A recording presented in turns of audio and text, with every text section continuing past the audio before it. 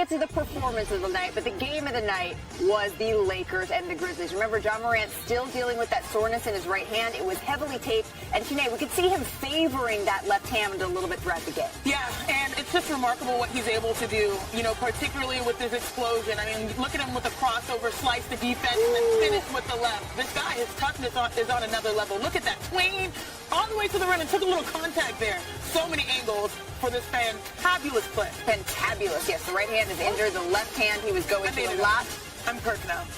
Not making up words. We're going to pick this one up in the fourth quarter because the Lakers led by as many as 12. But this was interesting. D'Lo made it interesting. The starting five in all double figures, and the threes that he made really changed the momentum of the game. Yeah, and he was 0 for 5 at this point. So for him to knock down these three when he did, it's not the threes that you make, it's when you make them. Correct. Time and score, and D'Lo says, yes, I'm him. So off this miss here. This is what John Morant does, Richard, but it's a little scary. Let me say this. I once told my coach when I was 35 years old, I only take charges in fourth quarters and in playoffs. John's got to understand, come playoff, every player is going to put his body on the line. Big man led by example right there. Absolutely. And then looking, runs Rui Hachimura, denied. This is the final seconds. John Morant looking around, dishing it out to Desmond Bane, who gets it to go. Again, the Lakers led by as many as 15.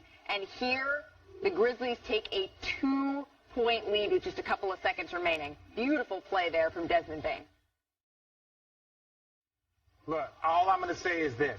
When you're watching this play at the end, big fella, he knows where he wants to get to. He sees it. He gets up, and he goes. Richard is going to walk us through this play in just a little bit, but first I want to hear about it in LeBron James' own words. Well, I mean, I work on different layup packages. Tier 1 is a layup just right underneath the rim where you lay it off the glass. Tier 2 is like the middle of the glass or the middle of the square. And then Tier 3 is over top of the square. Shout out to Chris Johnson. We work on those depending on the shot blocker. So I've had moments where I've been able to scoop those high layups. So 0.8 left here. Watch Anthony Davis comes in for the monster block. And by the way, LeBron James made that. I know. Like, it didn't count. It didn't count. But just for good measure. Another half second. He made that. Wild. So to overtime we go.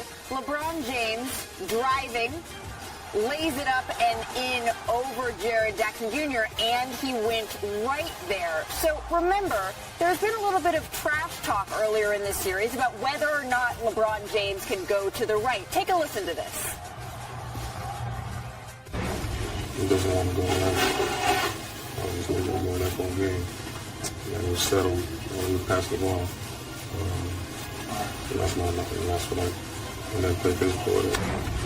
Ladies and gentlemen, the moment we have been waiting for. The matchup and what happened right here. Crown him the king. LeBron James and the Lakers take a commanding 3-1 win over the Memphis Grizzlies as this series shifts back to Tennessee. So LeBron James became the oldest player in NBA history with a 20-point, 20-rebound game. I mean, 38 and still setting career highs here on the glass. So, Richard, 20 years into his career.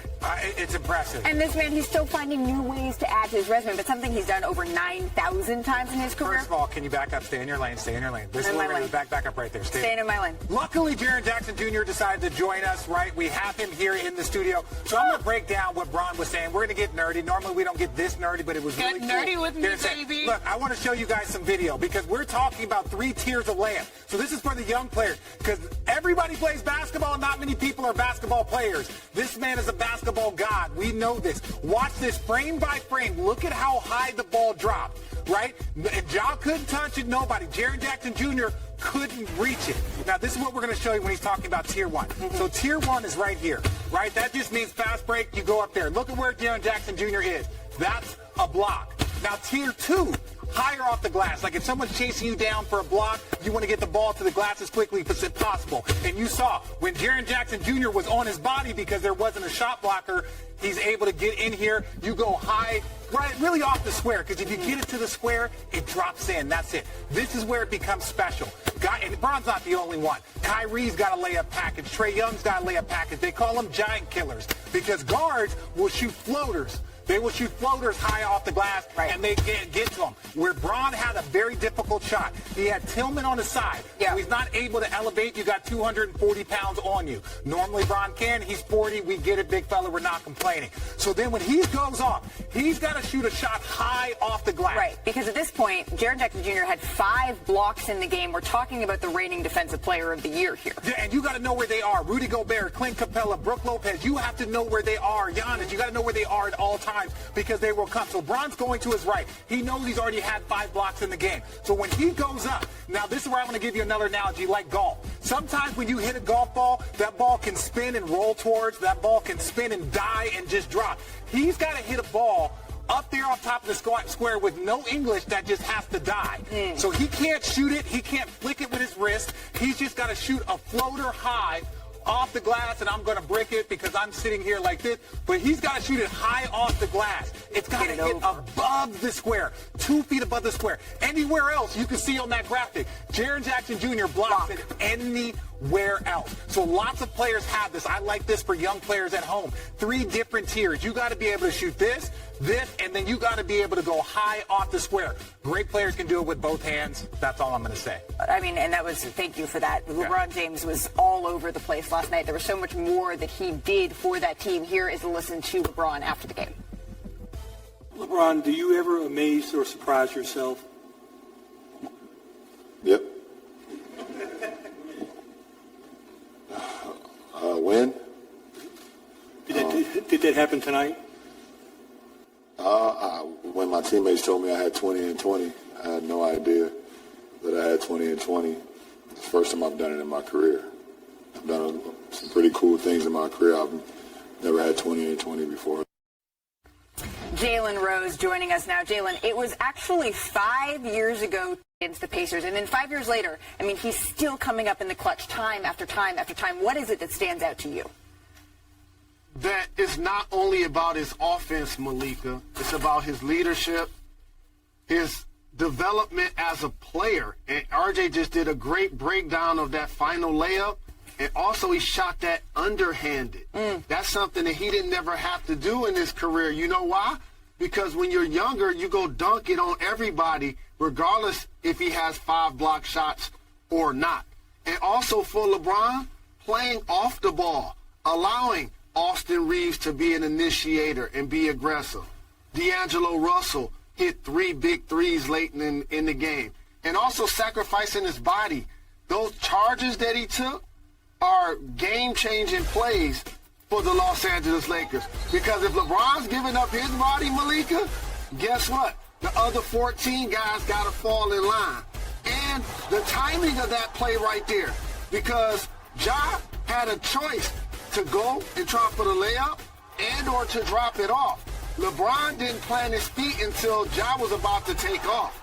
So that was great timing. And that was personal right there. The last play against Dillon Brooks going left, and then the roar of the crowd, that was personal. It was great to see the King dominate the way he did on both ends of the floor, but his leadership in particular is willing these Lakers to victory. I got to say, the line of the night, it might have belonged to Shaquille O'Neal when he said, LeBron got 20 and 20. That's 40. Didn't Dillon Brooks say he wouldn't respect him until he gives him 40? Well, combined, there you go. And we know LeBron, right, Jalen, has thrived in moments like this time and time again. But for the Grizzlies, this is a relatively new situation, right? So they find themselves in a 3-1 hole. Here's what they had to say. Obviously, LeBron gets his right hand, which can happen at the end of the game. Some breakdowns for us, one-on-one and shift defense. We didn't shift, and they scored too much in the paint late in the game. Very disappointing loss. It always comes down to game plan discipline. LeBron's been a strong right-hand driver since he's came into the league 20 years ago or however long he's been in the league. And, he gets to his right hand, and, we got 2 guys on that side that are supposed to be in help, and, we didn't execute. And it's pretty much as simple as that. Game plan discipline, we needed it for 48 minutes, and they let us down.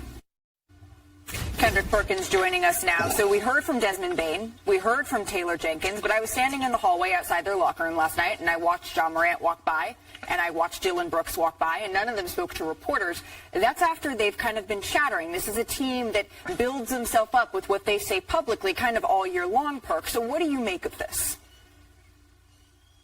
Well, Big Memphis is what they call themselves, but they have big problems. And I'm not talking about them on the verge of losing this series. They have bigger problems internally, the culture, the discipline. And we already know this is Dylan Brooks' second time avoiding the media, which I believe is a strong coward move. If you're going to talk that talk, and if you're going to be able to poke your chest out and have your glasses and your chain on when you win, you got to face the music when you lose. I have a problem with John Morant, though. With all he has been through this season, and for